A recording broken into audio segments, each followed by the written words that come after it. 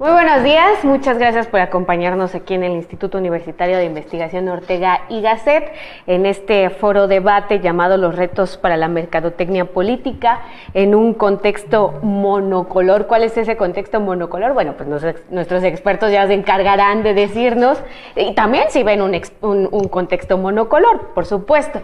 Bueno, pues el instituto, a partir de las maestrías, de la oferta educativa que tiene, ha preparado una serie de foros y debates para que, por una parte, ustedes, quienes nos están viendo a través de redes sociales, puedan conocer al profesorado que se tiene, por supuesto el expertise que tiene el profesorado, pero también, como la tradición del Instituto Ortega y Gasset en Madrid lo ha hecho durante los últimos 40 años, pues es también crear un espacio de debate, de confrontación de ideas y, por supuesto, también de crítica de los acontecimientos que están sucediendo, en este caso en México, y sobre todo ante este contexto político, la llegada de un nuevo gobierno. Bueno, pues para hablar sobre los retos de la mercadotecnia política en el contexto monocolor y también en la era de la posverdad, está con nosotros nada menos que Guillermo Sesma. Él es licenciado y maestro en Publicidad y Marketing por la Universidad de Texas en Austin. Cuenta con estudios de extensión por la Universidad Iberoamericana. Y voy a cambiar un poco la dinámica, siempre los presento, pero ustedes que son expertos precisamente en vender ideas, en vender a políticos, en vender en proyectos políticos, vénganse a ustedes mismos, díganos, pues, ¿quién es precisamente Guillermo Sesma? Buenos días. Como dijiste, mi carrera universitaria la cursé en la Universidad de Texas, ahí hice la maestría y la carrera. Me quedé trabajando muchos años en Estados Unidos, en la parte de publicidad. Y hace casi 18 años regresé a México y hemos estado trabajando en México pues, desde presidenciales hasta, afortunadamente, presidencias municipales divertidas, ¿no? Hemos hecho muchísimas campañas de gobernador, la mayoría exitosas. Y bueno, tenemos una vinculación importante en medios de comunicación, que creo que si bien es monocromático todo, el país no puede ser monocromático, ¿no?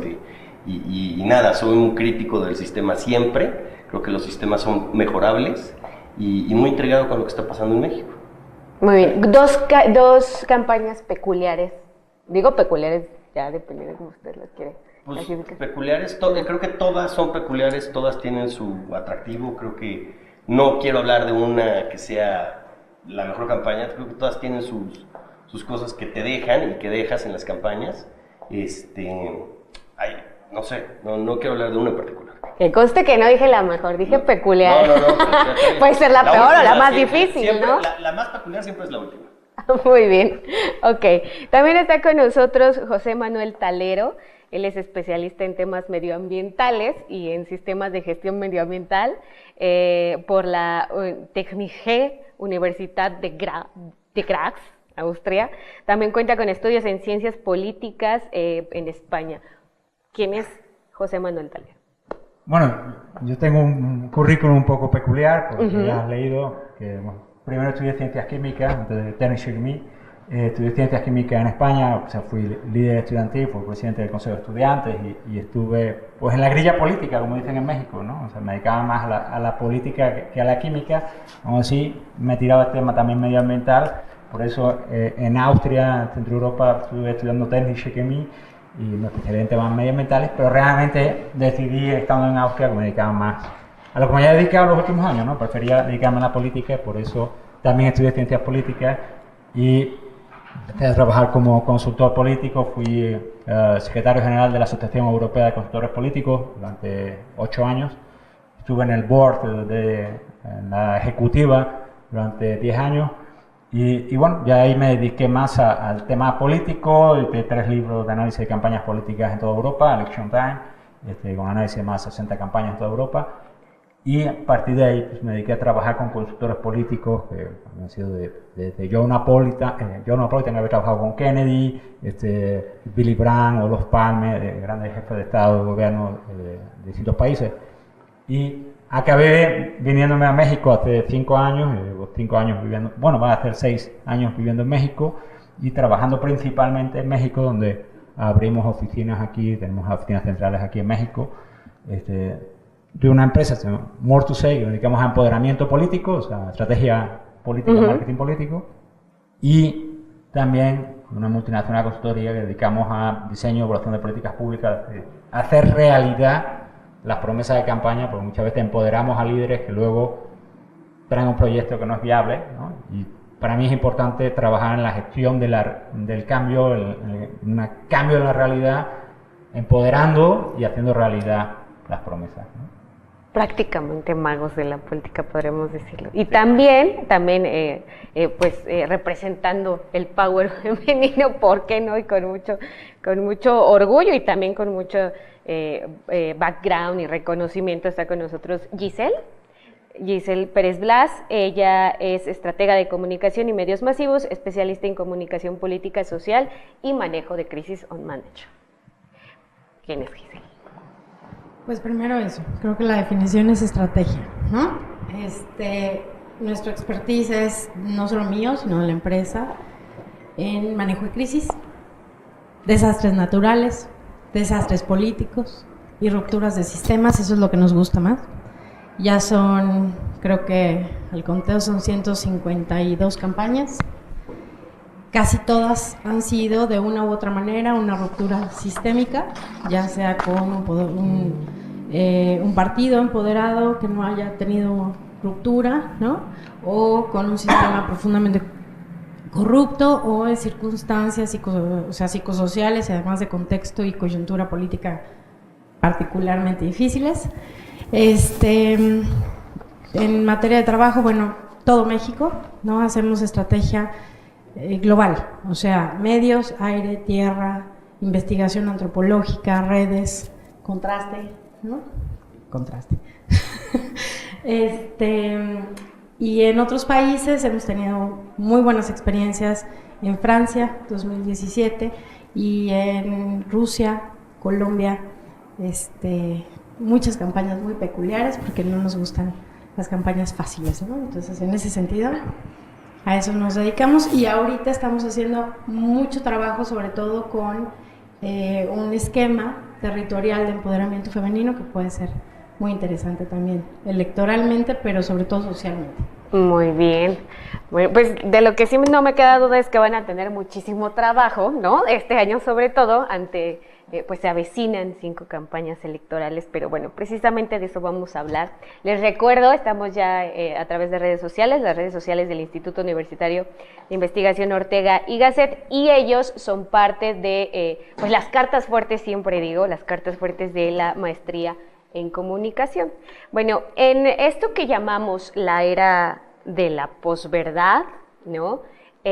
Ustedes desde su expertise pueden decir que en México ¿hay una política de la posverdad o la política, los medios y la sociedad estamos insertos en la posverdad? Me gustaría antes comenzar con este neologismo. A ver, bueno, México es particularmente complejo, ¿no? Uh-huh. O sea, primero partamos de eso porque tenemos distintas narrativas hiperregionalizadas que otros países no lo tienen, ¿no? Y otras regiones tampoco. Tienes diferencias culturales muy amplias y además una brecha tecnológica. Entonces, el tema de posverdad de pronto funciona como un concepto teórico, pero cuando pisa la realidad, sobre todo a temas territoriales, se deconstruye un poco. ¿Dónde vivimos esto de la posverdad y sobre todo de la injerencia de redes sociales y de fake news y de toda esta ola de deconstrucción comunicacional que hemos padecido casi 3 años, ¿no? Ya, mucho más álgido, 3 años. Es sobre todo en la cobertura noticiosa. O sea, la dinámica noticiosa cambió por completo. ¿No? De pronto tienes que incluso la lógica de una agenda mediática se deconstruye, la lógica de una agenda temática, sobre todo en política y en campañas también se deconstruye. Las contracampañas vienen de fuentes no necesariamente ni estratégicas ni pensadas, sino demasiado diversificadas, y se está convirtiendo, en especial en México, en más un tema de catarsis social y de expresión de frustración social de muchos segmentos. Entonces, el antisistema mexicano tiene otra naturaleza que en el resto del mundo, de entrada, ¿no? Entonces sí es un proceso y coyunturalmente, sobre todo para los que nos dedicamos en comunicación, muy, muy distinto. No tanto como decías al inicio, monocromático, ¿no? Este país nunca va a ser monocromático. Eso es lo que tienen que entender, no solo los que están, sino los que se fueron y los que quieren volver a estar. Monocolor, dijimos monocolor y él dijo monocromático. Pero es lo mismo, ¿no? O sea, Me refería a monocolor. Pero es un solo color, ¿no? No, en México Digámoslo. sí puede tener una narrativa. A mí, Monopartidista. yo tampoco creo que sea México un monopartido, ¿no? O sea, coincido con Giselle en el sentido que México me parece, o sea, jamás he pretendido trabajar en el exterior porque creo que la idiosincrasia mexicana es muy difícil para los foráneos que lleguen a hacer comunicación política. O sea, esa parte me parece que yo sé que me vas a cuestionar y me vas a decir, no, pero es que yo sí entiendo México, me parece, o sea, yo jamás podría llegar a España y decir voy a hacer campañas políticas acá porque no entiendo la idiosincrasia española. O sea, creo que es muy difícil entender. Creo que en el contexto que estamos hablando, creo que la mercadotecnia política la vemos en dos ámbitos, ¿no? Uno es lo que es campañas y otro es lo que es comunicación política que estamos viendo.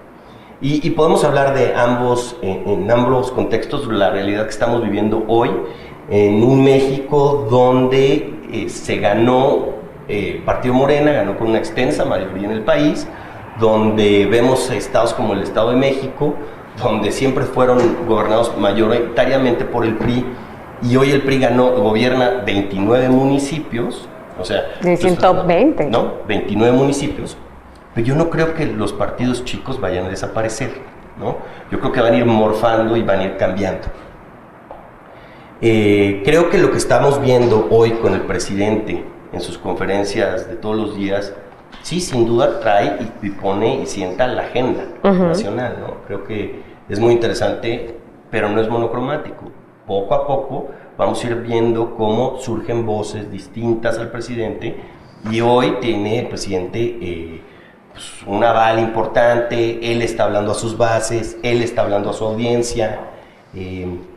Creo que eso va a continuar por mucho tiempo. Creo que donde se van a ir desdibujando estos monocromas que dices, va a ser abajo.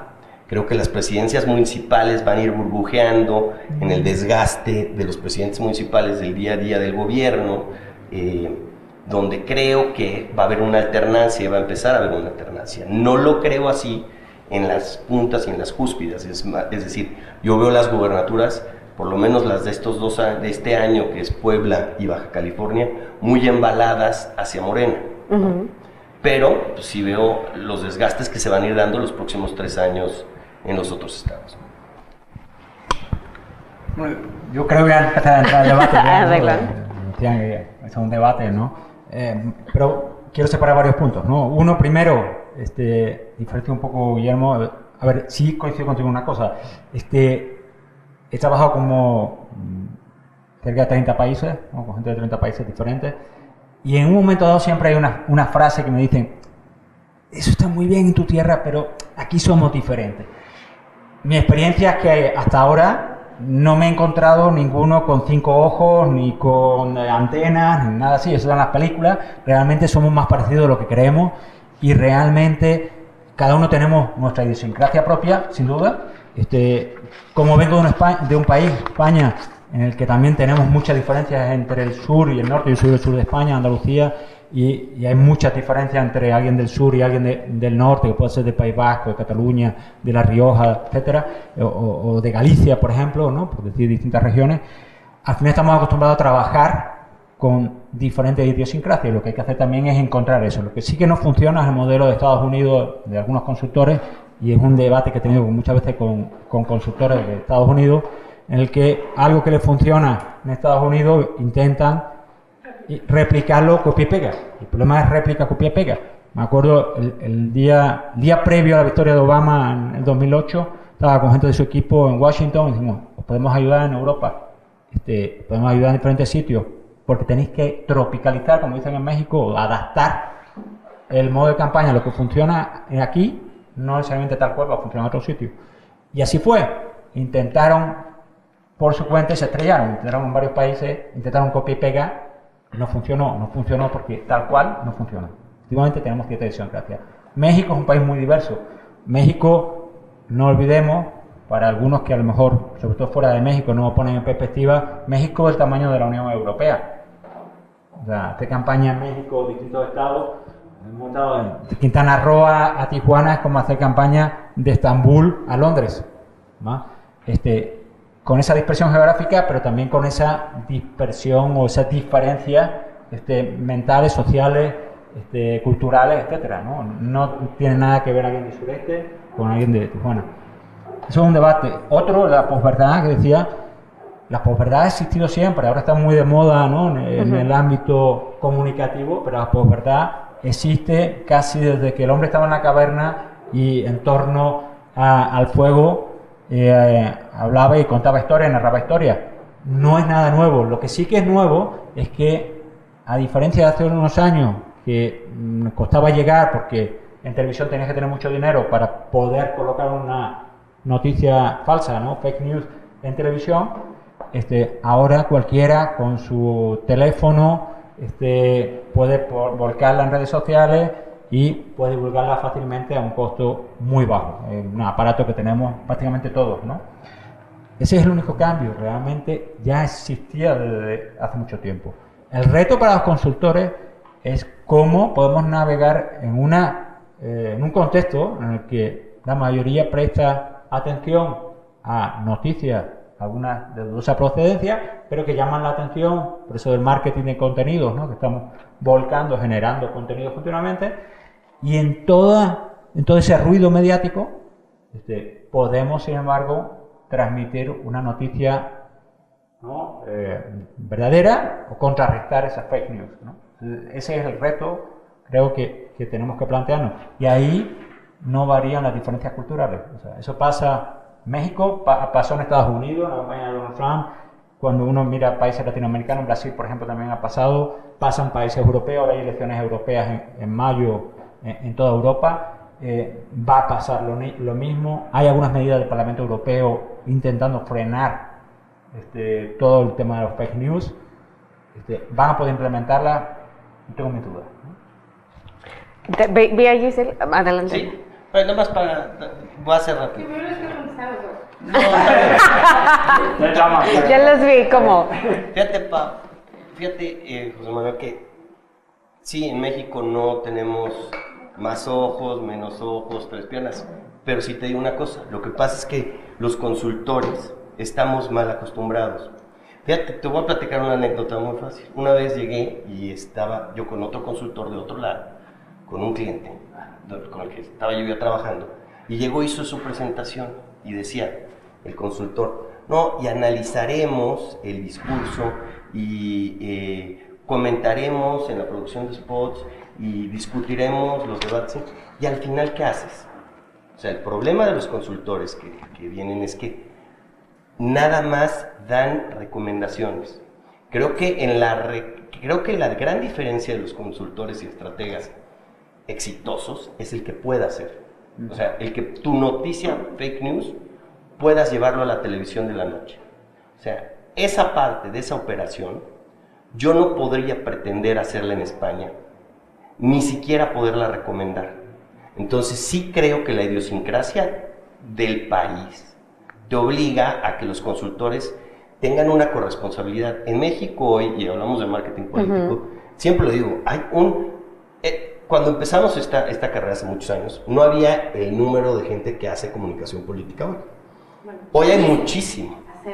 ¿Qué dice? Hay un gran número de charlatanes de todos lados. En México hay charlatanes mexicanos, hay charlatanes españoles, hay charlatanes argentinos, porque el término charlatán pues, es el que te vende espejitos y que el político te los compra, ¿no? Creo que los que llevamos año tras año con equipo, teniendo campañas exitosas, ganando campañas, no nada más de gobierno a comunicación, de una campaña de votación, sino también de mercadotecnia de gobierno, pues te forjas en qué se puede hacer en el país Es bueno explorar y juntarse en seminarios externos y ver qué se está haciendo en España, sí, pero creo que es muy difícil para alguien de fuera llegar a aplicarlas en México. Y como sí creo que los estrategas son corresponsables de sus campañas, esa es la gran diferencia de los valores que nosotros en la empresa y que yo te poseo en lo personal. Creo que hay una correlación de tu suerte, vamos juntos, en esa capacidad de poder operar. Ahora sí, Giselle, dale a los dos. Se siguen vendiendo aunque ya no está. No, lo primero es que son varios temas. Entonces, primero quiero puntualizar un tema. No ganó Morena, ganó Andrés Manuel. Esa es la primera.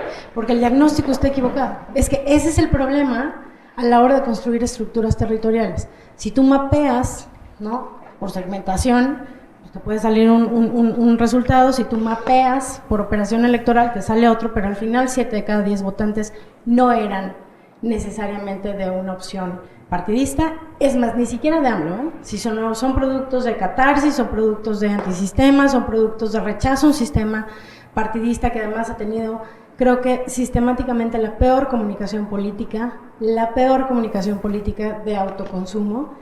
Y dicho esto, salto al siguiente tema. Creo que el autoconsumo es precisamente ese tipo de comunicación lo que hace la diferencia entre quienes... hay consultores a los que yo respeto mucho, hay estrategas a los que respeto mucho y hay gente a la que ni siquiera tomo en cuenta, ¿no? O sea, para empezar. Precisamente por esto, por el tema de la charlatanería, es decirle al cliente lo que quiere oír y con eso conseguir un contrato. Y eso pasa en todos los países. Tengo muchos pseudo colegas mexicanos que literalmente replican una campaña copy-paste para el mismo audiencia, creyendo que va a ser el mismo resultado, y ahí difiere un poco de lo que dijiste. No es un tema de Tijuana, Quintana Roo, es un tema de Tijuana un mes a Tijuana el siguiente mes, Quintana Roo un mes a Quintana Roo el siguiente mes, Coahuila un mes. O sea, la medición es fundamental, el trabajo de tierra es fundamental. Alguien que da tips en una sala de juntas no es estratega, porque tienen que pisar tierra para ver incluso si tus productos comunicacionales están funcionando o no están funcionando. A lo mejor al cliente le gustó mucho verse en close-up en cámara, pero te lo rechaza la audiencia. Entonces, independientemente de qué origen tengas, ¿no?, de qué nacionalidad tengas, sí puedes trabajar en otros países. Es mucho más fácil trabajar en otros países que trabajar en México. Muy fácil, salvo que hay ciertas cosas. Por ejemplo, a mí en Francia me pasó que de pronto me decían que los alcaldes eran los responsables de cuidar el día de la votación. Casi me da un paro cardíaco. Aquí no dejaría que un alcalde se me acercara a la urna, pero ni a 2 kilómetros, ¿no? Entonces, o no tienes controles de seguridad, ¿no? Pero en Colombia, por ejemplo, me pasó algo muy interesante. Mi candidato era un exguerrillero. Y ese exguerrillero pensaba que esa iba a ser una deficiencia, cuando al contrario, ¿no? En su asociación cualitativa se veía como un fénix. También el venir fuera de un contexto social te permite ser más objetivo en la evaluación, siempre y cuando tengas la responsabilidad de entender que un estratega va de la mano no solo con el candidato, sino con lo que le va a pasar a ese estado posterior a la campaña. Y esa también es una responsabilidad que tiene que tener, sobre todo el que se quiera dedicar a esto, ¿no? De pronto sí tocan muchos extranjeros que vienen y dan recomendaciones, ¿no? Además, muy por encima. Digo, tengo uno que una vez yo no comparto campañas, esa es una elección personal. Me hace poco popular, pero no las comparto precisamente por un tema de responsabilidad, ¿no? Pero sí, de pronto escuchas asesores, y puede pasar de cualquier rubro, donde recomienden cosas que profundizan la herida social del territorio en el que estás trabajando, o que polarizan a un punto de romper el tejido social, ¿no? Acrecentan a lo mejor prejuicios, detonan, y esa responsabilidad sí tiene un impacto cuando estás trabajando en tu país, ¿no? Eso sí, no es tu país, aquí es donde tienes, y también la capacidad de aprender nuevos procesos y nuevos modelos de otros. Luego, no creo que se vaya a deconstruir esta inercia de el presidente y su popularidad ahorita, como mencionabas, Baja California y Puebla, efectivamente no va a pasar ahorita, su piso de credibilidad es muy alto, pero probablemente para las intermedias sí, si las estructuras partidistas de oposición logran tener coherencia otra vez. Y la otra es que sí ha cambiado más allá. Yo sé que ha existido toda la vida el posverdad, pero los procesos sí están cambiando, sí hay ruptura del sistema y te voy a poner un ejemplo. ¿Qué hacíamos con la contracampaña? La usábamos todos para deconstruir al contrario, ¿no? Ahora no solo es eso, la usas para deconstruir al contrario, la usan para polarizar segmentos de la población entre ellos, para poner agenda, para romper agenda, pero lo más importante es para dividirte una región, al punto de que el pleito ya no es entre dos candidatos, y lo estamos viendo ahorita simple y sencillamente posterior al proceso del 2018. Lejos de atemperarse esa polarización, se incrementó. Entonces sí creo que además ha cambiado en forma y en fondo. Es decir, si hay un impacto más allá del alcance Porque que pueda ahora tener el fíjate mensaje. las contracampañas. Ya no se trata de madrear al otro, bueno, que golpear al otro. Perdón. También. Que se me da una ligerita. Póngale bien. Quieran, pongan, censúrenme. Sino enfrentar, por ejemplo, dos audiencias y que se vuelva tan contaminado el proceso que entonces sí puedas mediar con contenidos, que no sepas siquiera si una nota es literalmente real o no, porque además la velocidad de viralización no te da para cotejarla a nivel periodístico como lo hacíamos antes. Cuando decías, me formé en medios, o sea, fui coordinadora de noticieros, etcétera, etcétera. En esa época tenías hasta una agenda de lo que ibas a cubrir el día. Estoy hablando hace 15, 16 años, ¿no? Ya me súper balconé con eso. Hice las cuentas y dije en la torre. Pero el problema es que ahorita ya no puedes. Antes de la agenda, literalmente las audiencias te están deconstruyendo los productos. Hacías un spot y te lo recibían. Hacías un discurso y te lo recibían. Y ahora te lo mejoran. O te lo cambian, o te lo dictan, o te cambian los productos. En ese sentido, sí. Porque la comunicación que nosotros nos formamos era completamente vertical. Y ahorita está completamente deconstruida y es horizontal. Eso me gusta. A ver, eso que de lo que habla Giselle. Esta masificación, viralización del producto de marketing político. ¿Cuál es el reto? Si bien dice usted, o sea, llega más público, se masifica, pero también qué impacto tienen ustedes como para presentar el producto de marketing político y luego para defenderlo. Lo que pasa es que yo creo que también estamos mezclando un poco todo. Porque mira, yo voy a hacer una analogía. Uno tiene una enfermedad, ¿vale? Le pasa algo, intentas buscar un buen médico. Ahora claro, si en vez de ir a un buen médico, te vas al que lee las cartas en la esquina, y dice, no, pero es que los médicos son todos unos matasanos. Dice, no, perdona, pero es que tú no has ido a un buen médico, es que has ido a uno cualquiera, ¿no? Pasa lo mismo en la consultoría, porque además la consultoría, esto es una cosa que primero aprendí y me enseñaron cuando empecé a trabajar como consultor, es que tienes pocas barreras de entrada. Si yo quiero competir con una compañía automovilística, tengo que tener mucho dinero para montar una planta de producción. Para ser consultor hoy en día, pues con un ordenador que lo tiene prácticamente todo el mundo, un teléfono, y te haces unas tarjetas de visita y dices, ya soy consultor. Entonces, hay muchos consultores, son charlatanes, no me acuerdo quién decía, creo que era Guillermo, ¿no? Decía de charlatanes, efectivamente hay muchos así. Entonces, y luego le echamos la culpa a todo cuando a veces un cliente elige a un charlatán en vez de a un profesional. Eso es un tema. Y eso es una realidad en todos los niveles de consultoría, no solo política, sino a todos los niveles. ¿Vale? Trabajo también en consultoría empresarial y demás, y pasa exactamente lo mismo. ¿Vale? Hay que diferenciar entre los buenos y los malos. Dicho eso, una responsabilidad que sí tenemos y que hay algunos, eso ya es una parte de ética y responsabilidad, y coincido con Giselle, y no solo porque sea tu país, sino es un tema de ética, creo. Hay consultores que se dedican a polarizar en exceso. Les da igual qué pasa ya después. Yo, por ejemplo, estoy en contra de eso, y también por eso decía al principio, cuando me pidieron que me presentara, no trabajo solo en comunicación empoderada, que puede ser una estrategia, es decir, me da igual lo que pase después, yo consigo que polarizo, consigo votos, si después es ingobernable el estado del país, no es mi problema porque yo ya cobraba y desaparezco. No, nosotros trabajamos en completar el círculo, que es también ayudarle a hacer realidad esas políticas. Entonces necesitas no polarizar en extremo y hacer un proyecto que sea viable y que sea gobernable. Y eso creo que es una responsabilidad también de los consultores.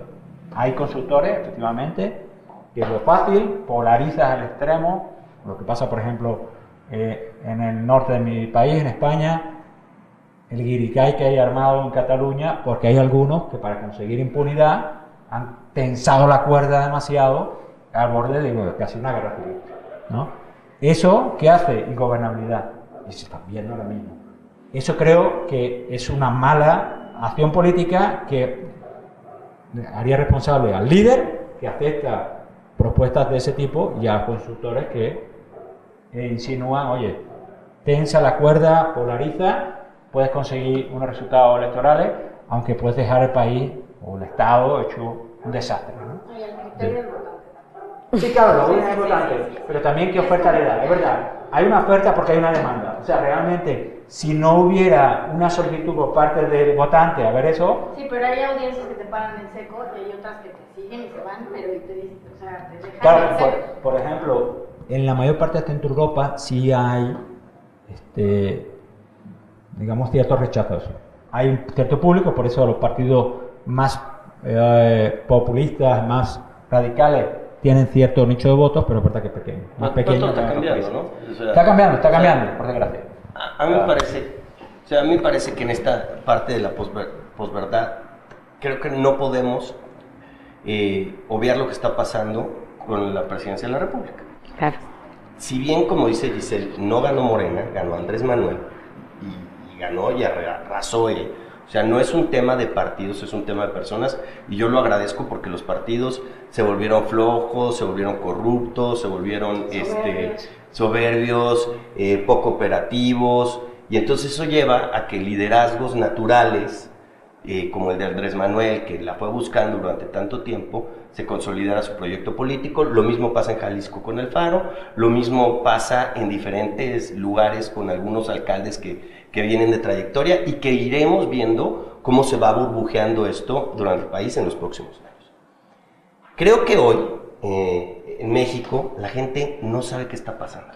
O sea, yo he tenido en esta semana reuniones con gente de la iniciativa privada y que me dicen, por favor, necesito un traductor, porque no hay un enlace de lo que está pasando, lo que está diciendo el presidente, lo que dice Morena y cómo actúa en las cámaras con la sociedad civil, ¿no? Y eso se está viendo hoy, no sabemos, o sea, nadie sabe qué hacer. Veo a los gobernadores pasmados. O sea, yo tengo estudios de diferentes gobernadores que antes de que entrara Andrés Manuel iban fatal. Entra Andrés Manuel y como la expectativa de éxito es tan grande, se los está llevando. Y entonces los gobernadores están mejorando, pero no porque sean más capaces, sino porque ya no tienen al PRI de Peña, pero esta expectativa de que les va a mejorar el universo Andrés Manuel y se está llevando a los gobernadores. Algunos, porque a otros lo están viendo. Algunos, o sea, sí, pero o sea, a ver, los gobernadores ya saben, pero los gobernadores ya saben que si apareces con Andrés Manuel, Sí. te va mejor. Te da un beneficio de duda. Entonces, ese gobernador que dices de Michoacán, que está peleado con Andrés Manuel, pues no van a aparecer nunca en la foto, ¿no? Entonces saben que a Michoacán le está yendo mal, porque el gobernador tiene mala relación con el presidente y no les pagan. Pero bueno, creo que sí hace falta una traducción de lo que está pasando. Lo pongo en una analogía nuevamente.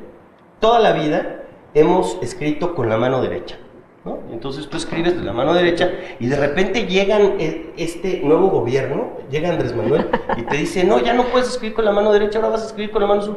¿Pero cómo? Si yo no sé escribir con la mano. Y entonces sí sé hacer la letra, pero... Entonces estamos siendo los consultores, porque creo que los consultores están pasmados, no saben qué recomendarle a sus gobernadores, no saben muchos consultores no saben qué hacer. O sea, si tú abres los periódicos en diciembre a hoy, no hay una campaña del gobierno federal pautada, porque este gobierno cree que con las conferencias de prensa de la mañana eso subsana la comunicación política, pero yo soy de la idea que no. O sea, una cosa es lo que dice el presidente, pero las campañas de vacunación son otras. Una cosa es lo que dice el presidente, pero la inscripción a los niños y la información de dónde los inscribes es otra. Y siento que este gobierno, en su verticalidad de comunicación, está rompiendo el modelo de comunicación y estamos enfrentándonos a una realidad distinta que no veíamos en los años anteriores. Sí hay un cambio de paradigma en cuanto a comunicación política. Yo sí lo veo. Bueno, ahora, ante este cambio de paradigma de comunicación política del que ustedes ya, Tenemos la peor comunicación política existente. Claro. Bueno, hemos tenido 18 años. Permítame, en este cambio de paradigma de comunicación política y ante la conferencia matutina, que es todo un fenómeno, que si bien en lo que empieza a burbujear esos contrapesos o esos otros liderazgos políticos o sociales, ¿cuál es el principal reto para ustedes como consultores de marketing político? ¿Cómo pueden hacer para que esos otros contrapesos pues adquieran el valor en realidad de contrapesos frente a una máquina avasalladora de comunicación política como lo es Andrés Manuel López Obrador? Yo, siguiendo la analogía de Gustavo, como soy zurdo... Guillermo, Perdón, Guillermo. Perdón, empieza con G también, perdón. Guillermo. Pues, siguiendo la analogía de Guillermo, así, como soy zurdo desde pequeño, he escrito con la izquierda, voy a contracorriente, ¿no? Entonces, realmente, y eso sí es un tema en México la comunicación estaba hiperinflada, había una burbuja, en mi opinión, perdona. O sea, y eso sí era una idiosincrasia de México. O sea, campañas, se han gastado millones y millones, no había un discurso de verdad, no había contenido. Una diferencia, por ejemplo, entre hacer campaña en Europa y en México, ¿no? En Europa... Ganan menos allá los consultores. Eso sin duda, ganan menos, por eso decía también. Por eso no dice sin que duda, no quiere hacer consultoría en otros países. No, verdad. Es que ¿para qué? Tienes razón. Es otra de las diferencias, tienes razón. Pero principalmente porque había una cuestión importante. Una cosa que apuntaba antes Giselle de la experiencia en Francia, del tema de tierra. Ya decía, en Francia, ¿cómo hace? Aquí en México las campañas estaban muy enfocadas a tierra, es importante. En tierra te podían volcar una campaña totalmente. Entonces, en muchos casos, el discurso, el contenido, el proyecto de un líder político, de un gobernador, de un candidato a presidente municipal, incluso de un candidato a presidente de la República, era indiferente. ¿Por qué? Porque se jugaba casi todo el día de... Obviamente tienes que generar un paraguas, pero digamos que el 40-60% se jugaba el día de... En Europa, por ejemplo, como no puedes hacer ciertas jugadas que se podrían y se permitían aquí en México, ¿vale? En tierra, y por eso está muy controlado todo el tema, como dicen aquí, los mapaches electorales en México. Eso tierra está... no es mapache. No, un ejemplo, no solo eso, pero eso también, ¿vale? Y están controladas una serie de cosas que se hacían en tierra aquí, pues sin embargo allí hay un mayor foco a qué proyecto, a qué discurso, a qué mensaje tiene, cosa que por ejemplo aquí no le han prestado atención muchos consultores, muchos gobernadores. Y a los consultores les daba igual, porque al fin y al cabo podían generar un spot sin necesidad de discurso. Los buenos sí se dedicaban a construir un discurso, no estoy diciendo que todos así, hay excepciones, pero sí es verdad que había muchos consultores, más bien charlatanes, como apuntabas antes, que podían vivirla así y hacer spot, ganar mucho dinero haciendo spot, haciendo comunicación, que realmente no transmitían nada. ¿Qué les pasó a Peña? ¿Cuántos millones ha gastado el gobierno federal en el último sexenio en comunicación? ¿Le ha servido de algo? No, porque no había una narrativa, no había un discurso. Spot muy bonito, sí, pero faltaba contenido. Eso es una cosa que tiene que ir cambiando. Para que un gobernador ahora tenga opciones, es que, tú decías, ahora mismo los gobernadores no saben, no, es que ahora mismo no tienen, ¿cuál es el que tiene una narrativa, un discurso, un proyecto sólido? Los pocos que tienen, están consiguiendo. Por ejemplo, Martín Orozco en Aguascalientes, con toda la ola, consiguió sacar diputados federales, senadores de su partido. Y ahí más o menos ha ido bien. Guanajuato también. Tenían un proyecto. Con sus ayudas. Sí, pero ahí están todavía. O sea, no estoy diciendo que lo hayan hecho todo perfecto, pero sí tienen algo de contenido, ¿vale? Y eso es importante. Y eso sí tiene que ir cambiando. Porque es que a día de hoy, muchos gobernadores también es un tema de conveniencia política. ¿Quién controla los presupuestos? El presidente de la República, un megaliderazgo, eso no es bueno para el país tampoco, ¿eh? Los megaliderazgos no son nuevos, o sea, está ahí Chávez en Venezuela y no estoy diciendo que sean igual ideológicamente y política, es megaliderazgo. Estaba Kirchner en Argentina, te vas a otro extremo, Mussolini en Italia, Hitler en Alemania, los megaliderazgos sin contrabalance, sin nadie que le diga nada, a la larga no son buenos. Ni a la corta.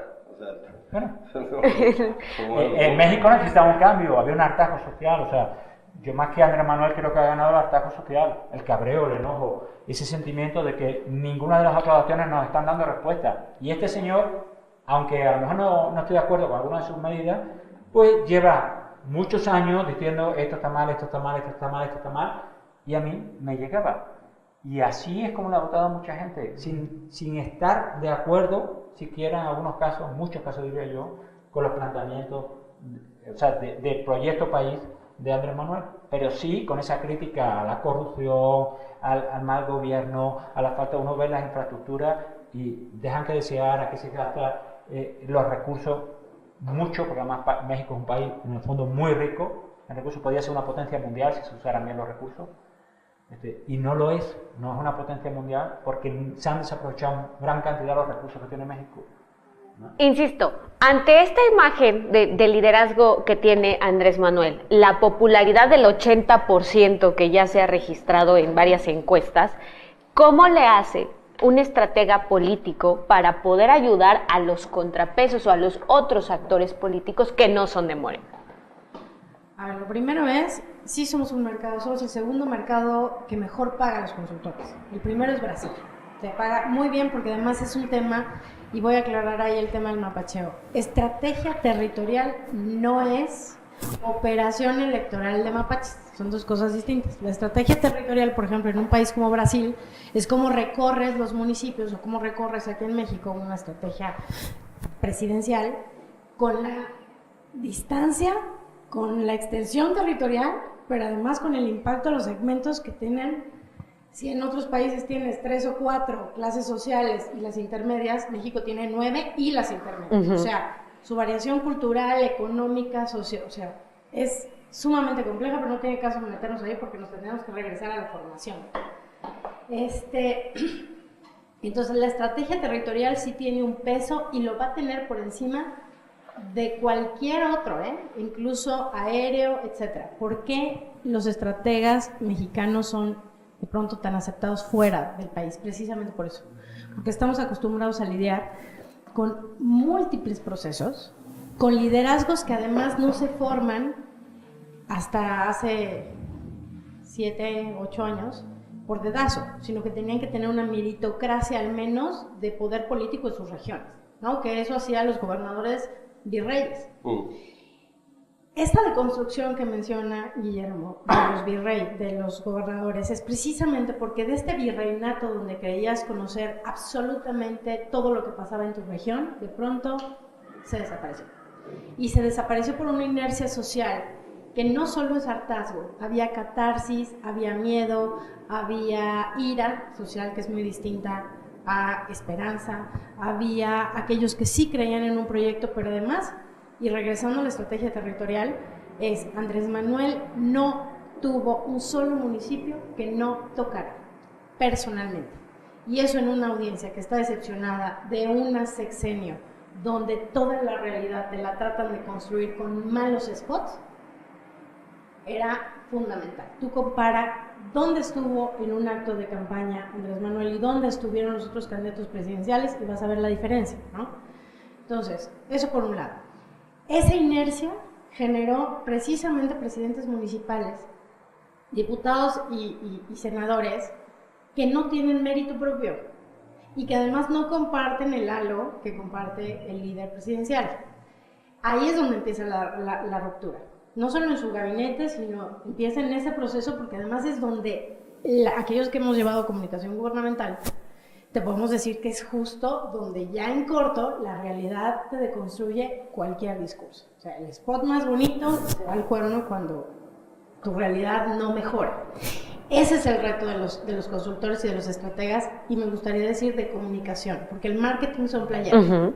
O sea, son playeras, pendones y darle Photoshop a una Digo, no demeritando, es muy necesario, pero la estrategia de comunicación implica medios, implica mensaje, implica operación electoral, implica operación territorial, implica incluso una redistribución geográfica de cómo vas a hacer tus programas sociales, ¿no? ¿Qué vas a comunicar a cada segmento?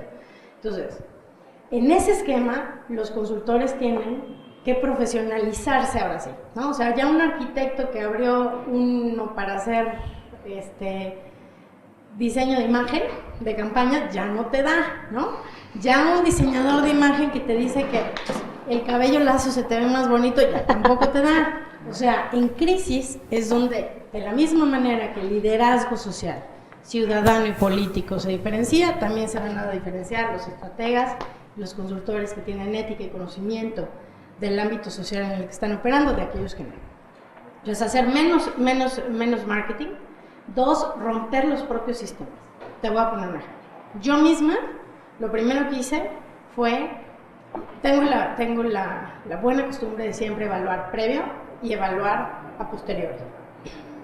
En la presidencial evaluamos cada municipio, en cada estado cualitativamente para saber qué venía y luego a posteriori qué pasó, ¿no? Se hicieron casi 230 focus groups, nada más de la posterior. Entonces, lo primero que tendrías que hacer es evaluar cómo ganaste, cómo perdiste, qué es lo que sucedió, ¿no? Porque además tú crees que a lo mejor tu votación en un ayuntamiento o en una gobernatura tuvo una lógica que se describe en las columnas, ¿no? Y que se describe de pronto, los encuestadores te hablan de números y los cualitativos te hablan. Pero necesitas un diagnóstico real de cuál es tu piso de construcción social, la primera.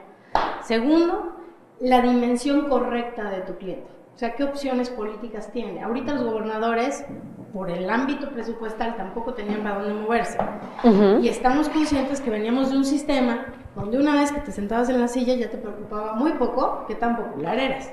Porque ya eras el señor gobernador, el señor presidente municipal. Creo que eso es lo más importante del paradigma. Al romperse la verticalidad, la horizontalidad te hace que cualquiera te esté cuestionando y lo pueden ver en redes. Ahora un influenciador te puede cuestionar al director editorial del periódico más importante, ¿no? Y se te vuelve un debate imparable por casi 24 horas. No me dejan mentir, ¿cuánto dura un trending topic? ¿1 hora y media? Y había que meterle mucha lana, ¿no? Y de pronto ahora no paras el tema, porque la polémica está a nivel ciudadano. Reinventarse los procesos, o sea, reinventar procesos, incluso de costos, ¿no? Yo replanteé todo mi esquema administrativo para cómo hacer productos literalmente para la población como te lo están pidiendo. Y les voy a poner un ejemplo. Los spots, yo trabajaba mucho en cine, digamos como mi signature era los spots particularmente estéticos y particularmente de una producción extraordinaria. Y de pronto ya no te los aceptan igual, porque necesitas 200 piezas más en lugar de 6 piezas icónicas en una campaña, y de pronto quieren que además sean mucho más accesibles. Entonces, ese es el reto que tenemos. Primero es revisar nuestros propios procesos. Segundo es cotizar lo que el cliente necesita, no lo que tus finanzas quieren cotizar, ¿no? Y la tercera y la más importante es entender que toda la construcción que hagas es a largo plazo, no es en inmediato. Porque cuando tienes un ejecutivo con 82% de popularidad, tienes que operar políticamente. La conferencia mañanera tiene una lógica, que es muy desgastante para una presidencial, eso lo ha ido midiendo seguramente él, porque su equipo de comunicación es él, ¿no? Me queda clarísimo. Que le funcionaba en otros procesos, pero que no va a funcionar en un gobierno federal que tiene 270 temas al día.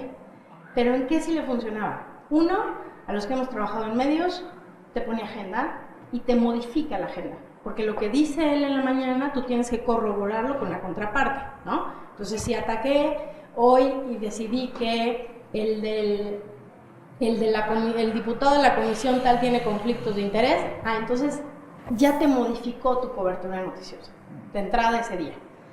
2, controla la cobertura desde muy temprano. Y lo más importante es que centran el mensaje en él. Al final, Andrés Manuel siempre ha tenido, como presidente y como oposición, un tema que nadie le ha podido tronar. Él es el medio, él es el mensaje, y él conoce perfectamente a la audiencia, no por encuestas, no por estudios antropológicos, no por experiencia de campañas, sino porque ha estado ahí. Tiene anécdotas en cada región. Eso es lo que le está dando su peso moral y es muy difícil de construir eso.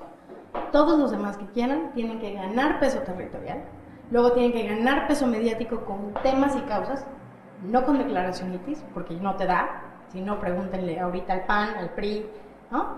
Y la otra es, ¿dónde duerme un gorila de 380 kilos? ¿Dónde se le pega la gana? Él va a dictar la agenda mediática mientras no empiecen a crecer los liderazgos. Los que sí se van a deconstruir a nivel territorial, los alcaldes, los diputados y los secretarios. Porque no ganaron por su propio peso. Ganaron en una ola y en una inercia que se les acabó el día que están en la silla. Sí, o sea, a ver, nada más retomando, el gobernar desgasta. El presidente municipal de Catepec, que no estaba preparado para ser presidente municipal de Catepec, de Morena, que no lo conocían, que se subió a la ola de Andrés Manuel, garantizo que el año que entra va a tener un problema de basura, ¿no? Porque gobernar desgasta, y sí veo alternancias desde abajo que no les va a alcanzar a cambiar la presidencial, o sea, es decir, este proceso que estamos viviendo de Andrés Manuel le da para ganar, y me voy a atrever a vaticinar, el 2024. O sea, este desgaste que hemos hablado y este distanciamiento que hubo de la élite política, y que, como bien dices, Andrés Manuel durmió en todos los municipios del país y conoció la realidad. A ver, lo que está proponiendo Andrés y que ha propuesto el presidente, pues no es una ciencia. O sea, que digamos, no más escoltas, pues sí, ya chale con las escoltas de los senadores, con los aviones de los secretarios, con las comidas onerosas, con los viajes a Europa. Pues sí, como ciudadanos estamos hartos. Andrés Manuel está recogiendo y está poniendo en práctica, y eso es la diferencia que ha tenido lo que la sociedad está pidiendo. Y además cosas evidentes, no está haciendo más, está diciendo que se baje el precio de las gasolinas. Pues sí, que se baje el precio de las gasolinas. Lo que pasa también es que en este gobierno una cosa es la voluntad del presidente y otra es la realidad, ¿no? Vamos a tener problemas económicos, sí, va a haber problemas económicos. Me intriga mucho cómo los va a sortear mediáticamente el presidente, ¿no? ¿O de seguridad? ¿Tiene el país problemas de seguridad? Sí, tiene el país problemas de seguridad. ¿Cómo los va a sortear el presidente? Pues yo estoy a la expectativa de que un día me despierte y me diga cómo, ¿no? Pero el gobernar desgasta. ¿Le va a alcanzar para que lo presione? No lo sé, porque su voto democrático fue muy amplio y va a querer estar en la elección del 2021 de la intermedia, y quizá le alcance hasta allá, y le va a alcanzar en la cúpula a la presidencia de la República. No así en las gubernaturas, que se van a ir desgastando junto con las presidencias municipales y en los congresos estatales, y ojalá el Congreso Federal, que eso hace un contrapeso que se requiere, porque hoy vemos lo que está pasando en particular con la Guardia Nacional, y pues no hay un contrapeso real. O sea, si buscan 9 senadores y estamos así, o sea, lo que vemos en Estados Unidos, una democracia distinta, donde las instituciones quizás sean más sólidas, donde sí ha habido contrapesos, donde el presidente Trump acaba de perder la Cámara de Representantes, y entonces un contrapeso real que no vamos a tener en México por lo menos 3 años, ¿no? Yo sí creo que vivimos un nuevo paradigma de comunicación, creo que tenemos que acostumbrarnos a él, tenemos que, como consultores, lo que Andrés Manuel tiene muy claro es su audiencia. Andrés Manuel no le habla a alguien más, o sea, inclusive cuando se cuenta con el 60% del PIB o hace 2 días, le está hablando a su audiencia. Está diciendo, a los ricos los tengo yo, y los ricos dependen de mí y me van a ayudar a sacar este problema. Él no se mueve de él le habla a los suyos, y esa es una gran virtud que tiene este presidente como canal, como mensaje, tiene muy bien identificado su audiencia y creo que las administraciones anteriores nunca lo tuvieron claro. Entonces su comunicación clara, multimillonaria, fue irrelevante, porque no sabían a quién hablaban y no sabían qué decían. O sea, hacían spots bonitos, o sea, ya voy a tener que hablar, o sea, no podían tener un director de comunicación social que no tuviera un teléfono inteligente, no sabía cómo se utilizaba. La comunicación, yo cuando llegué a cierta edad me voy a retirar, pero los que estaban en comunicación social de la presidencia Ya estaban retirados. no creían en un teléfono inteligente que les pudieran mandar a ellos mensajes, y eso causa un problema que el presidente se vio secuestrado en esta burbuja de gente incapaz durante todo el tiempo. Y por más asesores que contrataran y mejor publicistas que tuvieran, no los iban a dejar pasar. Tenían el mejor equipo de investigación, le contrataban investigación, Giselle, a todos, y nunca vieron a quién le hablaban. Entonces sí cambia el paradigma, sí hay una posrealidad de No la les era. interesaba, Bueno. ese es el tema, la soberbia de un sistema, que no les interesaba. Bueno, en parte la soberbia y en parte... bueno, yo vi una cosa anterior también que creo que es la raíz de todo, y es como hemos deformado un término, que es marketing. Tú decías, Giselle, antes, menos marketing, es que el marketing enfocado como malamente se enfoca de qué es realmente publicidad, qué es el eslogan, es el spot, y sí, si a eso le llamamos marketing, pues sí, tenían un super marketing, porque tenían un super spot. Pero el marketing exitoso de verdad va mucho más atrás, no es la parte visible final que es la publicidad, va a cómo construimos el producto, en este caso el producto presidencial, el producto de país, proyecto país. A Andrés Manuel no le hace falta, no es más innovador, la analogía que tú ponías, el director de comunicación social, Andrés Manuel no se ha destacado por tener un proyecto súper innovador a la mayor vanguardia mundial, no es eso. Es ¿Qué propaganda. gana? Lo que sí, no es propaganda. Lo que sí sabe muy bien cómo es el producto. Es verdadero marketing, porque se ha ido, como decía antes Giselle, es que se ha pisoteado todo el país. Como se ha pisoteado todo el país, conoce perfectamente cuál es el producto. Y entonces luego tiene una comunicación muy simple, pero muy efectiva, porque sí conoce realmente el producto de fondo, el producto que está vendiendo. Y él sí tiene muy claro su discurso. Y toda su narrativa va que estoy luchando contra la corrupción. Estoy echando a los de SAP porque es un sitio de corrupción. Si tiene un problema como, por ejemplo, la polémica con el CONACYT, con sus directores la semana pasada, si estaban preparados o no, es que hay corrupción también en el CONACYT, en el mundo de la ciencia, entonces sigue con su mismo discurso, su propia narrativa. Él sí tiene... Él, me refiero a él. Pero él es la comunicación y es todo. Los candidatos de Morena que mejor lo ha ido son los que han dado muertitos. Los que han intentado hacer su propia campaña son los pocos de Morena que han perdido. O sea, institucionalmente, es la él, cuarta y es transformación él. no tiene nada. Es un Es él, peligro, es él. que es un pero peligro. porque él sabe cuál es el producto. Que el- El producto lo tiene clarísimo, el La institución mercado sabe. lo tiene clarísimo. Ajá. Y él no Porque le las hace falta instituciones no se innovación. mueren y las personas sí. Sí, pero sus Y audiencias son les dan distintas. gripa y Sí. es muy vulnerable Pero- cuando está en una persona. Por eso decía yo antes que Y el riesgo manto protector, ¿no? los mega liderazgos, porque al final se centran en él para bien y para mal. Ahora mismo está funcionando muy bien. Efectivamente, cuando se sumen las crisis, porque al final, como presidente, y eso que tú apuntabas antes, Giselle, al final... Llevamos deca- 123 crisis comunicacionales. Sí, pero todavía Y tiene no un se ha halo, parado en nada. tiene un Ha halo quedado en seco. porque tiene discurso. Lo que pasa es que cuando sigue habiendo extorsiones, sigue habiendo robos, sigue habiendo homicidios, y durante demasiado tiempo... Cuando sigas, la semana Sí, que entra sí, sí. detendrá a Lozoya de Pemex. A Andrés Manuel no se le acaba No se le acaba, los momento. temas. 6 No, años. lo que tiene él, a ver, ya A se ver. nos olvidó las encuestas. O sea, el presidente de la República todos los días saca un tema nuevo. Llevamos 78 días, 80 días de este gobierno.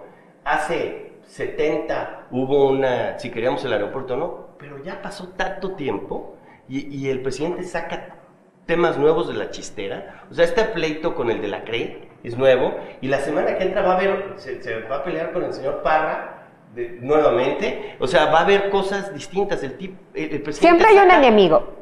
el corrupción, ¿no? Y Ah, eso corrupción. como es un manto y además cae en todos, ¿no? Y además pero estuvo sentado con la mafia de poder hace 3 días. Y entonces el señor saca de la chistera todos los días una cosa nueva. Entonces vamos a ver, dicen, los 365 días de este año y los 365 días de los siguientes, y como le da, y le da, y le da, y le da, yo creo que le va a aguantar al resto del sexenio. O sea, es muy prematuro y me dicen, todo el mundo me dice, no, pero Peña tuvo el Saving Mexico moment. Sí, pero no.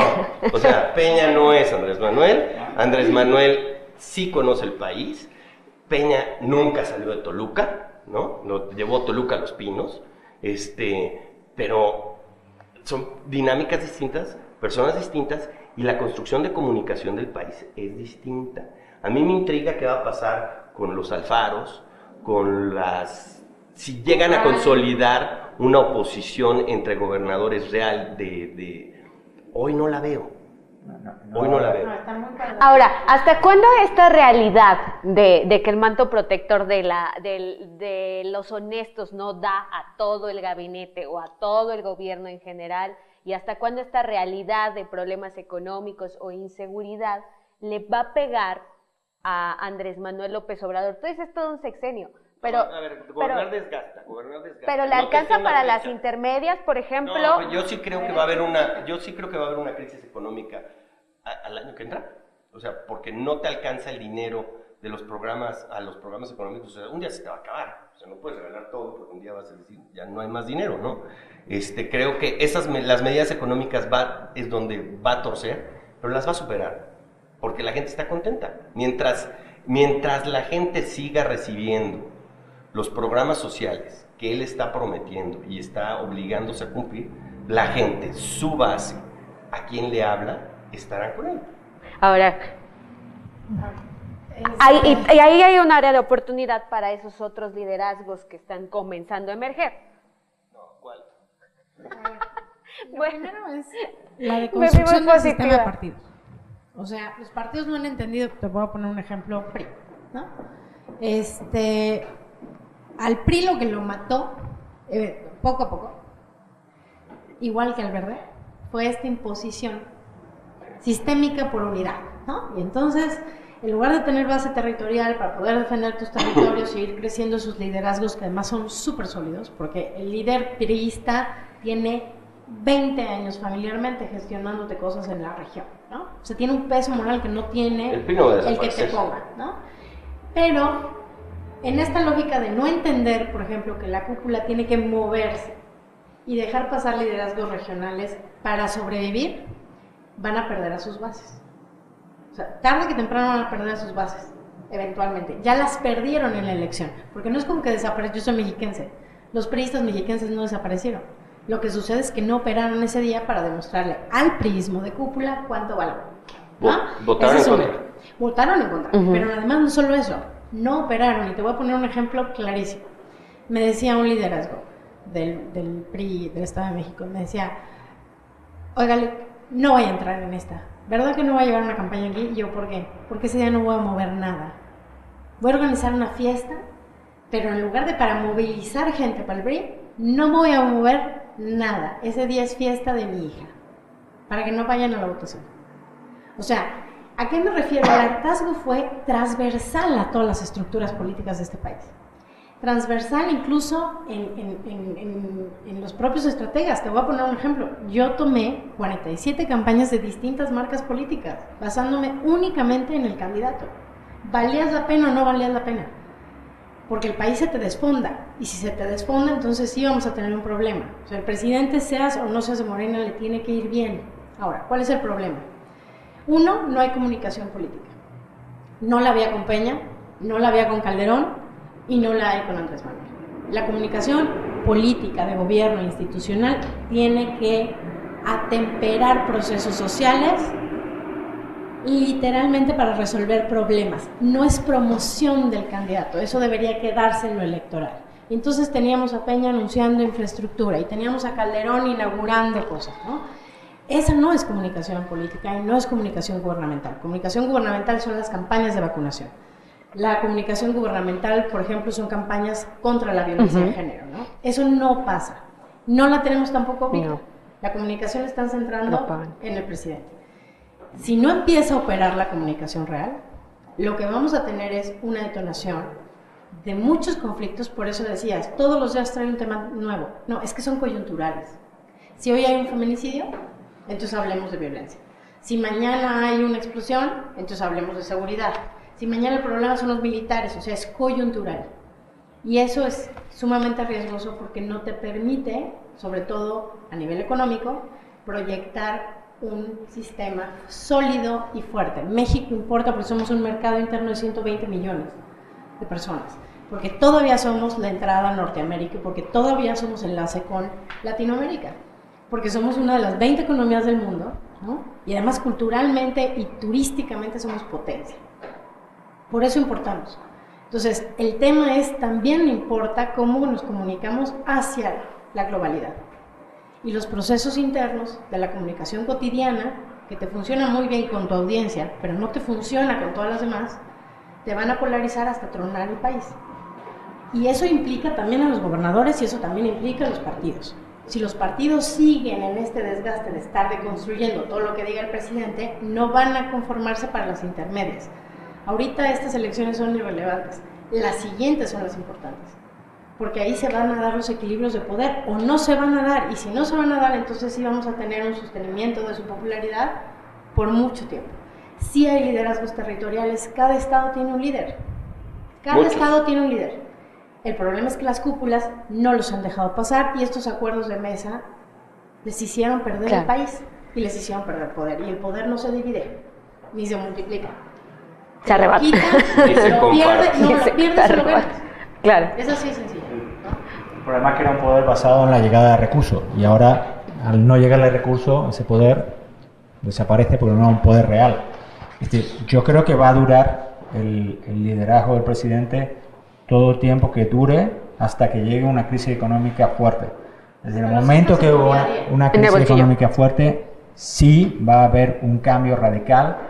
Porque sí es verdad que ahora mismo yo discrepo si hay comunicación política, lo que no es comunicación gubernamental. Si hay del presidente, hay comunicación política a diario. Y eso lo está haciendo, controlar la agenda de él. No institucional. Sí, no institucional, pero al final sí le sirve a él para controlar toda la agenda mediática. José Manuel, perdón que te interrumpa. Se tiene que ir Guillermo Sesma, muchísimas gracias por acompañarnos. Guillermo, encantado. Los deberes del marketing político. Hay que seguir trabajando, ¿no? Bueno, muchísimas Muchas gracias, Guillermo. Nosotros continuamos. Tenemos dos preguntas que nos han hecho a través de redes sociales, si me permiten. ¿Cuáles son los retos para los partidos que perdieron? Ya hemos hablado un poco de eso, pero nos preguntan cuáles son los retos para los partidos que perdieron en las elecciones del 2018, y yo le agregaría, sobre todo si tienen una credibilidad que ronda como instituciones, ya no marcas de partidos, sino como instituciones como tal, tienen una popularidad que ronda entre el 20% actualmente.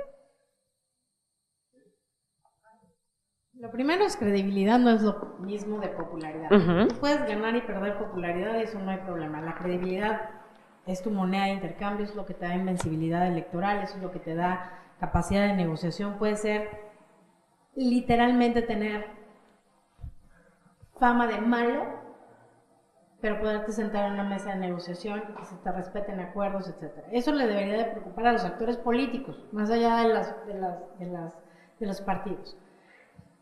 Sí se rompió un paradigma, y te voy a poner un ejemplo. Llegas a una mesa de negociación donde está el deber ser, la secretaria del trabajo, es una mujer brillante, es muy educada, etcétera, pero llega en una lógica del deber ser. Y te enfrentas con grupos de negociación que han actuado en el es contra la realidad décadas. La negociación política no es un tema de ideología, es un tema de lucha de poderes. Ahí es donde se te construye la popularidad. ¿Por qué? Porque entonces ya estás hablando de realidades. O sea, ya no es una teoría de si le quito los escoltas a alguien, ya no es si le aplaudimos al presidente o no, que el aplausómetro lo hemos tenido toda la vida, ¿no? Es más, una de las grandes deficiencias del votante mexicano es ese, que criticas cuando lo ves en medios, pero cuando te lo topas en un restaurante lo aceptas. ¿no? Y es la Busca la selfie, selfie. y busca la selfie. Entonces, no había un castigo social hacia la corrupción, en esta ocasión sí lo hubo, ¿no? Ahora hay que volverlo sistemático. Ajá. O sea, hay que construir eso. 2. ¿Por qué digo que no hay comunicación política? Porque la comunicación política es transversal a un país. No solo te habla de su pueblo, te habla de su sistema político, te habla de sus liderazgos, te habla de su cultura, de su gobierno, pero también te habla de su narrativa, de dónde viene y hacia dónde va. Y no lo tenemos, no lo hemos tenido nunca. Se ha ido construyendo como ahorita se hace la comunicación, coyunturalmente. ¿A mí qué me da gusto de esto? Yo estuve en la campaña presidencial para 3 estados del norte, los que dieron más votación a Peña, con el PRI.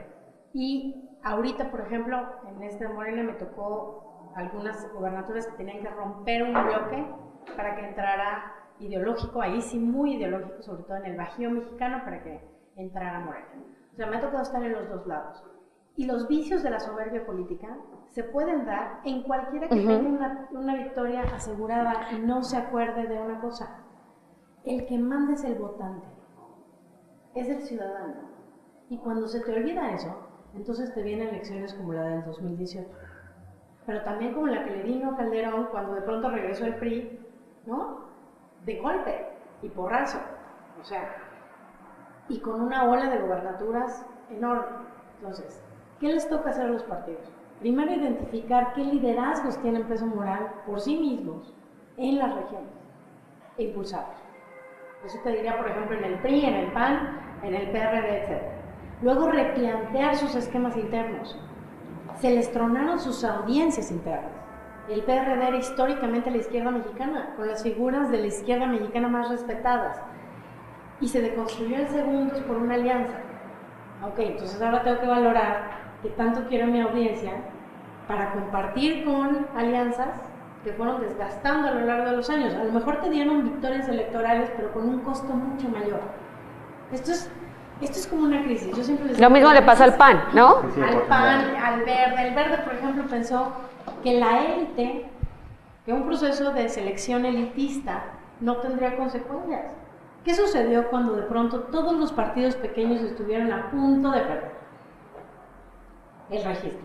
Que les daba igual si era el PES o el Verde, etcétera. La gente no quería el desgaste electoral y el dispendio electoral de estos partidos que además ni siquiera representaban causas.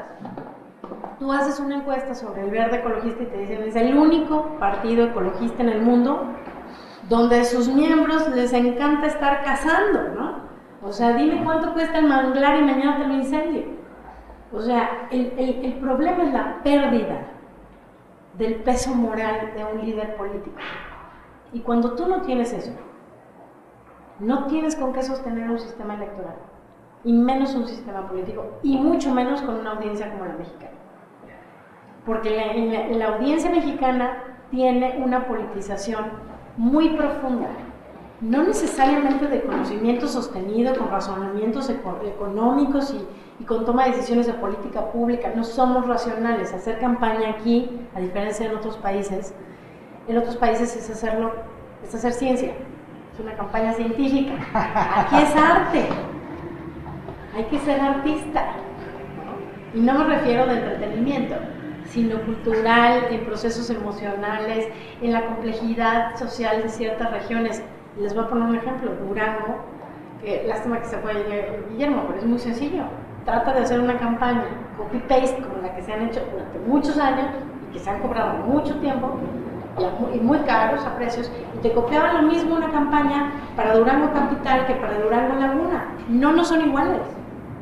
Ni siquiera, es más, las mujeres, la personalidad de las mujeres no es igual. Vete a Baja California y ahorita el que quiera hacer campaña en Tijuana como la hacen en Ensenada, se va a topar con un golpazo. Ese es el problema. Y las audiencias, ahorita sí tenemos mucho más reto. No son los que se están formando, sino las audiencias que están consumiendo. Antes veías la televisión y sabías, ok, nadie se va a arriesgar a salir y sacar algo falso, ¿no? Pero si te informas por Twitter, por lo que te llega, o construyes prejuicios, que además son súper viralizantes por WhatsApp, ¿no? Y de pronto tienes toda tu información, la filtras a través de Instagram, viendo así como por un pedacito nada más la realidad, tenemos lo que está pasando ahorita. Políticos van a ir y venir. Andrés Manuel va a dejar de ser presidente. Si quiere pasar a la historia, necesita 120 millones de mexicanos. No una elección previa. ¿Cómo pasa la historia? Es la toma de decisiones de su gobierno. Pero los que vamos a seguir aquí son los 120 millones de mexicanos que van a seguir construyendo este país y que lo construyen todos los días, con logros, con luchas cotidianas. No te va a resolver la vida quien quede de delegado. De todas formas vas a salir a las 5 de la mañana a abrir tu changarro. Ese es el mérito. Lo que ahorita necesitaríamos hacer es estar construyendo liderazgo ciudadano y mucho más informado, pero también mediático. ¿Cuántos periodistas no se han ido pero lisos con la información? Polarizando todavía más para no perder a sus audiencias. Y en medio de esos 30 millones que votaron por Andrés Manuel, en un momento, que además no son votos, esto no son matemáticas de tienes tus canicas y las mías, se mueven, son seres humanos, tienen naturaleza humana, cambian de opinión. Ok, del otro lado tienes 50 millones que no te votaron por él, y luego hay otros que no votaron por nadie.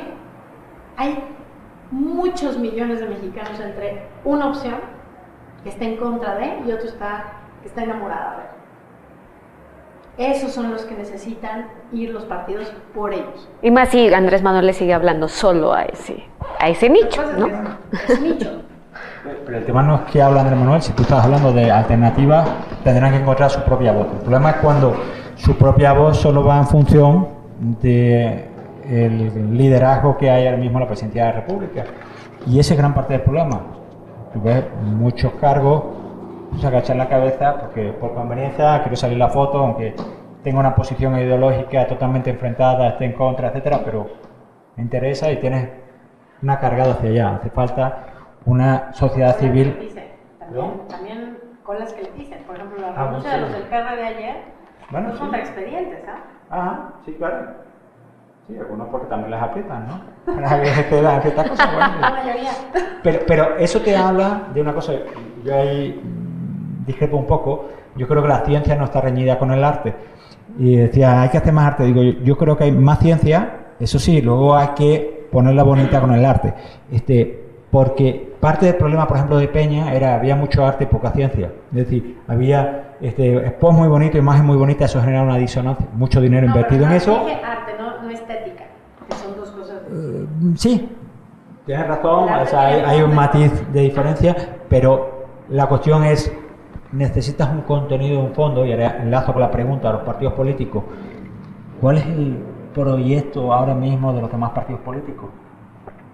Es que nadie conoce, es que ni siquiera en esta elección estaba claro. O sea, PAN juntado con el PRD, dice, ¿estamos a favor del aborto o estamos totalmente en contra? ¿Estamos a favor del matrimonio igualitario o estamos en contra? Ah, no, da igual, vamos juntos. Dice, bueno, luego podemos generar consenso y ponernos de acuerdo en ciertos temas, y los temas que estamos de acuerdo vamos a avanzar. Pero si ya de plano tu proyecto es vamos a renunciar a los principios, vamos a renunciar a los valores, vamos a renunciar al proyecto, solo es llegar al poder, lo que estás transmitiendo es que, pues vale madres, ¿para qué voy a votar yo una acción así? ¿A qué estoy votando?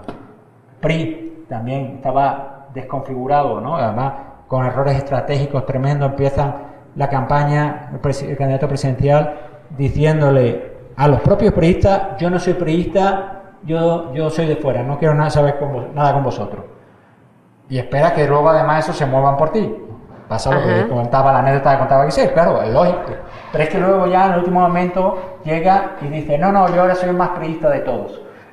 Digo, a ver, pero si hace 3 meses me estaba diciendo usted que ni siquiera era priista. ¿Cómo esperas que te apoyen? ¿Cuál es el proyecto del PRI? Tampoco estaba claro. Entonces, volviendo a la pregunta, ¿qué tiene que hacer? Lo primero es generar, y ahí sí está la metodología de ciencia, es contenido, proyecto, ¿cuál es su proyecto político? Ahí va lo que decía Giselle, de buscar ciertos liderazgos también. Liderazgos que tengan un proyecto para una zona, una región, un distrito, una colonia. y sobre esos proyectos y generando un proyecto más grande de Estado y de país, ¿vale? Y con eso, sí, darle el punto de arte y ponerlo bonito, porque sí, efectivamente las decisiones las tomamos emocionalmente y no racionalmente. Difiero de ti. Ahora- Bueno, es que el arte no es lo mismo a la estética. Cuando hago la metáfora del arte, es lo siguiente: el arte tiene que tener forma y fondo. O sea, y también tiene técnica. O sea, cuando digo científico, es mecánicamente científico. No estoy diciendo que anulemos qualis, quantis, etcétera, ni método. Pero el arte tiene método. Y además tiene una complejidad psicocultural. Bueno, a ver, Dalí decía que México es tan surrealista que era demasiado para él, ¿entiendes? O sea, no es lo mismo. O sea, no es lo mismo. Ajá. Tú tienes ejércitos de población. Te voy a poner un ejemplo que no sea campañas. ¿Qué pasa en un desastre natural? En el resto del mundo, el problema no es un problema de método, porque además tienes una organización gubernamental sumamente sólida, hay protocolos, ¿no?, de crisis, hay protocolos en el caso de un temblor, de un tsunami, etc.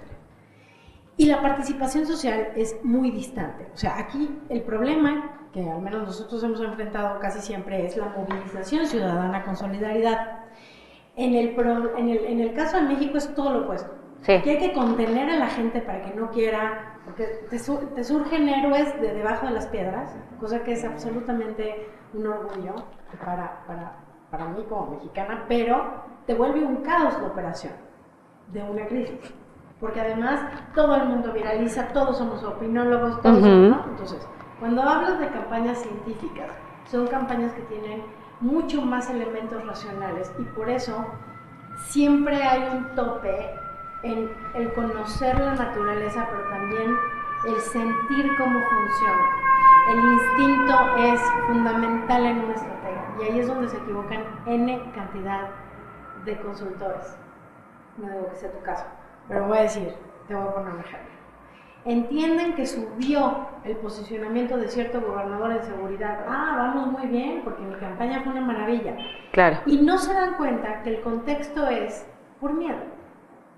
Porque que hay ahí en un pequeñito espacio, hay un miedo a que tu referente, que a lo mejor son los dos estados de al lado, que tuvieron rupturas de seguridad gravísimas, te hicieron sentir, pues no Seguro. estamos tan jodidos, ¿no? O sea, Como pasó en la Ciudad de México. como pasó no, eso le pasó a Monterrey, por ejemplo, ¿no? O sea, eso le pasó a Nuevo León. Se detonó en Coahuila, entonces, no, hace un sexenio. Bueno, entonces, ¿qué es lo que sucede? Una parte es instinto, otra parte es experiencia, otra parte es científico, pero particularmente en México, las campañas son arte, porque tienes una participación extraordinaria de muchos elementos emocionales. Y siempre les digo, la emoción moviliza, pero la razón guía. En México es mucho más cierto. O sea, sí está la razón y la razón te dice, a ver, por aquí o por acá, en este tema sí, en este tema no. Pero la toma de decisión, o sea, la participación real, viene de la emoción. A diferencia de otras audiencias, como por ejemplo la europea o la norteamericana, ¿no? Entonces, sí, allá puedes tener elementos mucho más científicos y de pronto, en mi caso, hasta llegar a sentirme un poco inútil, ¿no? O sea, yo decía, ¿de veras? O sea, esto es lo que hay que hacer. Con razón te pagan tampoco, ¿no? O sea, porque realmente no hay mucho que hacer. O sea, el ejercicio de la democracia la tiene mucho el ciudadano y aquí se vuelve un actor político. Tienes a la señora del mercado que de pronto empieza a organizarte mejor los eventos que el coordinador de Claro. logística, ¿no? Entonces, tienes una multiplicidad cultural, racial, de mezcla, o sea, sumamente compleja, ¿no? Vean, por ejemplo, temas como Yanit o Roma. Te polarizan por default, porque nos encanta polarizar, porque saca lo mejor y saca lo peor de nosotros. Eso de pronto sí te vuelve mucho más surrealista los procesos políticos acá. Tienes un líder, nosotros estamos acostumbrados a caudillos, o sea, completamente caudillos. No, los virreyes por su contexto territorial, pero los caudillos son gente que supera los proyectos políticos. Es este tema donde, lo que tú decías, Chávez, Lula, estos personajes que van más allá de su plataforma ideológica, ¿no? Y de pronto atraen la atención. decían el populismo de Andrés Manuel, no. Toma decisiones populistas, él no es un populista. Él es un articulador de la necesidad social, siempre lo ha sido. No tiene este carisma avasallador en todas las audiencias como lo tiene como lo tenía Lula, como lo tenían otros personajes, porque tiene también una audiencia que lo rechaza mucho, que sabe muy bien mediar con ella, pero en ese esquema México sí rompe muchos paradigmas. Ahora, en este caso, los partidos no tienen y no van a encontrar una forma de sostenerse regresando a lo mismo de antes. Tienen que cambiar a una especie de hiperpersonalización, regionalizarse, medir qué es lo que traen, literalmente medir qué es lo que traen, ni siquiera hay diagnóstico. ¿Qué pasó con sus procesos? Como me golpearon, entonces me enconché, así me hice como chiquita. Cuando es al contrario, que me pusieron la madriza de mi vida, déjame averiguar por qué, ¿no? ¿En qué fallé? ¿Cuál es mi diagnóstico? ¿Cuál es la audiencia que todavía puedo recuperar? No han hecho nada de eso. Siguen en el autoconsumo. Al final quieres aplicar la ciencia, ¿eh? No, pero la ciencia, es que está hablando con el químico, no. Pero el tema sí es un tema artístico. El artista. Me pasa que tengo una mezcla. El artista tiene fondo y tiene forma, y el problema es que el buen artista teníamos tiene. fondo. El buen artista, es este tema. El buen artista efectivamente tiene fondo y forma. Y por eso insisto mucho en eso, porque es verdad que hay muchos artistas que se creen solo con la forma. Efectivamente, en eso estamos de acuerdo. Estéticos son spots bonitos. Ajá, viéndolo. Artístico es que tengan mensaje. Y tienen fondo, para el fondo necesitas ciencia. Esa es la cuestión, necesitas un equilibrio entre ambas cosas. Y coincido, o sea, ahora mismo la reacción es pura artística de farándula, ¿no? Pues vamos a hacer lo mismo. Y entonces, como Andrés Manuel ha ido el discurso de la corrupción, vamos a hacer el discurso de la corrupción. Y dice, a ver, pero si es que tú no puedes, no cuela contigo. O sea, si encaja con Andrés Manuel, pero porque lleva 18 años diciendo. Y la gente se lo cree, punto. Y lo tiene ya metido. Tienes que encontrar tu propio discurso. Tienes que aplicar fondo y forma, arte, ciencia, arte, la mezcla de ambas cosas. Que no es lo mismo que artista. Que no es lo mismo que artista, Fernando, exacto, estética, o sea, no te quedes solo en la estética, sino busca el fondo. Y eso es lo que necesitan todos los partidos. ¿Cuál es el discurso? Coincido con Michelle, o sea, ¿cuál es el diagnóstico? Bueno, el diagnóstico es que hay un tsunami moreno, pero habrá unas razones para ese tsunami. No, vamos a hacer lo mismo, es que ha sido solo por el discurso anticorrupción y por la fake news, así que vamos a sacar temas anticorrupción y fake news. Perdona, suponiendo que fuera eso, ¿verdad? Tú tienes que tener tu propia estrategia, tu propio discurso, tu propio contenido, tu propia forma, ponerlo de manera bonita además también, con un arte y ciencia que tenga fondo y forma, y que sea creíble, porque es que si no, es un copia-pega, pero entonces yo prefiero lo original que la copia. Y ese es el principal problema. Ahora mismo los partidos intentan copiar. Claro. Eso no vale. O sea, se tienen que reconfigurar y generar un propio discurso, fondo, forma de alternativa con liderazgos locales que toque tierra, no solo buscar un buen spot, sino que toque tierra, ¿vale? ¿Cuál es el éxito de Andrés Manuel? No tiene comunicación brillante, no tiene una oratoria que diga, oye, pues es que convence con el arte de las palabras. ¿Qué tiene?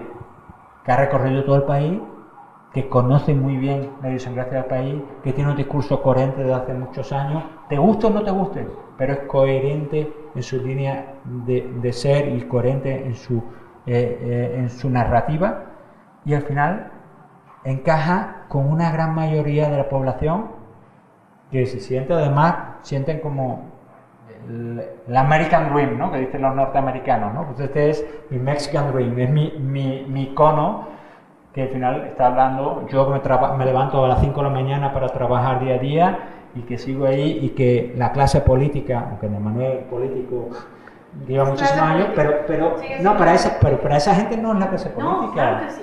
De hecho, tú lo veías y te decían, y todos te decían, oye, a ver, ¿es diferente a los otros políticos? No, es más distante, son dos cosas distintas. O sea, porque no es una ruptura. Si te fijas, no es una ruptura tan radical como, por ejemplo, lo fue en Estados Unidos Trump. No. Trump El venía magnate. de un sistema absoluta y completa y totalmente opuesto al sistema político. Andrés Manuel no, es producto del sistema político. Lo que sucede es que su propia coherencia y su propia congruencia, eso es lo que él tiene, su congruencia en su discurso, en sus procesos, en sus tomas de decisiones, lo hacía lo más distante al sistema político que quería reventar. Y no solo era Peña, era PAN, era Verde, era todo aquel que, hijo, lo voy a decir así porque además es un verbo muy mexicano, me ha chingado todos los días y esta vez yo voy a poner el orden y le voy a voltear el sistema. Muy bien. Pues como podrán ver a lo largo de esta hora 40 minutos, no solamente hicieron prácticamente nuestros ponentes un tratado de qué es la posverdad, el marketing político, la figura en sí mismo política, social de Andrés Manuel López Obrador, así que pues es más que interesante y es una gran oportunidad que ustedes puedan tener no solamente las opiniones, sino ahora también los conocimientos de los ponentes que estuvieron el día de hoy con nosotros a través de la oferta educativa que ofrece el Instituto Universitario de Investigación Ortega y Gasset.